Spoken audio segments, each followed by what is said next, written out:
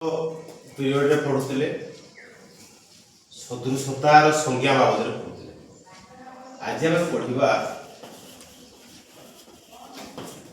ଦୁଇଟି ତ୍ରିଭୁଜର ଉଚ୍ଚତା ସମାନ ହେଲେ ସେମାନଙ୍କ କ୍ଷେତ୍ରଫଳର ଅନୁପାତ ବାବଦରେ ପଢ଼ିବା।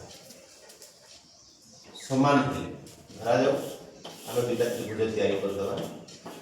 ଏଠି एबीसी त्रिभुज और एठी पीक्यूआर। दुईटी त्रिभुजर उच्चता समान थी।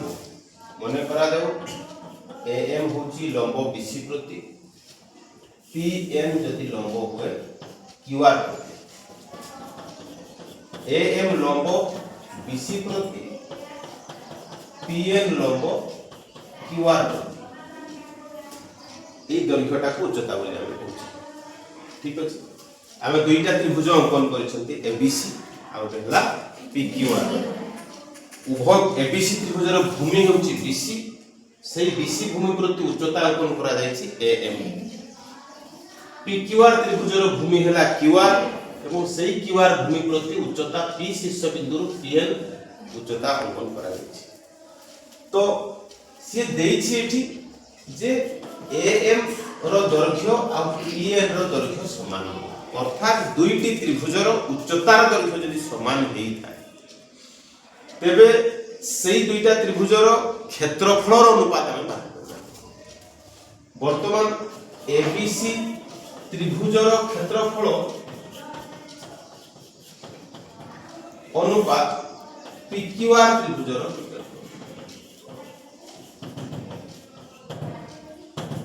एबीसी त्रिभुजर क्षेत्रफल हाफ भूमि गुणन उच्चता। यदि भूमि दिया जाइए उच्चता दिया जाइए हाफ भूमि गुणन हाफ मान 1/2 गुणन भूमि हला बीसी गुणन उच्चता हला विभक्त को पीक्यूआर त्रिभुजर क्षेत्रफल हाफ भूमि गुणन हाफ बा 1/2 इनटू भूमि हला क्यूआर गुणन उच्चता किए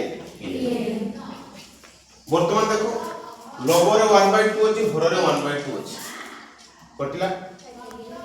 वर्तमान एएम और पीएम रो दৈর্ঘ্য समान बोली देछि, तो समान दৈর্ঘ্য लंबरे अछि घररे अछि कटिला।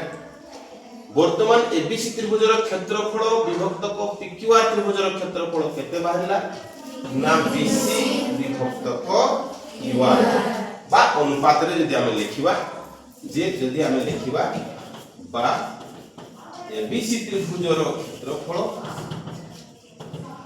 अनुपात पीक्यूआर त्रिभुजर क्षेत्रफल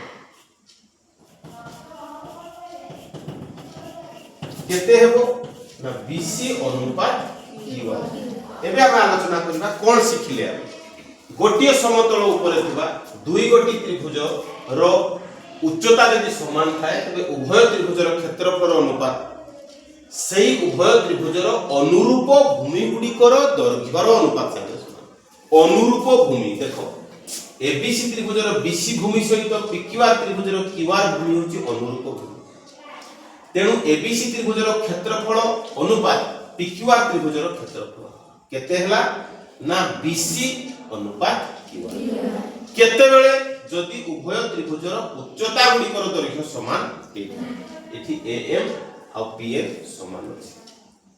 द्वितीय कथा में देखिबा जदि उच्चता समान न थाए कि भूमि समान थांता, जदि भूमि समान थांता तबे से दुईटा त्रिभुजर क्षेत्रफल रो अनुपात कोन होइदाता अनुरूप उच्चता गुड़िकर दৈর্ঘ্যर अनुपात सहित समान होइदाता। देखो सेटा में लिखिबा जदि बीसी क्यूआर सहित समान होई थांता अर्थात दुईटा त्रिभुजर भूमिर दৈর্ঘ্য यदि समान होइतांता तेबे उभय त्रिभुजर क्षेत्रफल अनुपात समान उभय त्रिभुजर अनुरूप उच्चता गुड़िकर दৈর্ঘ্যर अनुपात सहित समान थांता। जदि बीसी क्यूआर सहित समान होई थांता तेबे एबीसी त्रिभुजर क्षेत्रफल विभक्त को पीक्यूआर त्रिभुजर क्षेत्रफल से समान केते हितांता एबीसी त्रिभुजर क्षेत्रफल सेही हाफ भूमि गुणन उच्चता हाफ भूमि गुणन उच्चता पीक्यूआर त्रिभुजर क्षेत्रफल हाफ भूमि हला किए क्यूआर गुण उच्चता किए pm वर्तमान एठारे हाफ हाफ अछि लोबर हर रे काटिले बीसी टा क्यूआर सहित समान बोली देइछि एठी द्वितीय परिस्थिति हम आलोचना करछु जे माने भूमि दुइटार दৈर्घ्य समान तेनु बीसी भूमि जति कि क्यूआर भूमि सेति कि कटिला रहिला किए ना एम विभक्त को pm कोन बुझिले हमें जे उभय त्रिभुजर उच्चतार दৈর্ঘ্য हां उभय त्रिभुजर भूमिर दৈর্ঘ্য समान देथिला यार बीसी यार क्यूआर सहित समान हेले एबीसी त्रिभुजर क्षेत्रफल अनुपात पीक्यूआर त्रिभुजर क्षेत्रफल कोन हला सेमानकर अनुरूप भूमिर उच्चतार दৈর্ঘ্যर अनुपात सहित समान m by bm एबीसी त्रिभुजर क्षेत्रफल विभक्त को पीक्यूआर त्रिभुजर क्षेत्रफल समान am हरण pm एति बुझिला ना आज्ञा सेति पॉज मारते